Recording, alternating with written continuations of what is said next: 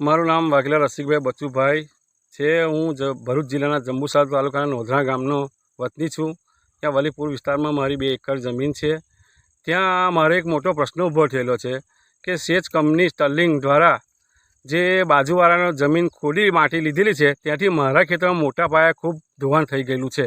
ત્યાંથી હું 15 વર્ષથી જમીન ખેડી શકતો નથી અને મારું જમીન વંજર જેવું થઈ ગયું છે અને કાંઈ પાક લેવાનો સમસ્યા ઊભી થતી નથી। એટલે હું કંપનીવાળાને એક જ રિક્વેસ્ટ કરું છું કે મારી જમીનનું ધોવાણ અટકાવવા ગમે તે તમે કરો પણ જમીન ધોવાણ અટકાવવાનો પ્રયાસ કરો અને મને મારી જે ખોદાણ થયેલું છે જમીન ધોવાણ થઈ એ માટી પૂરી આલો। કોણે માટી ખોદેલી? સેજ કંપનીવાળાએ।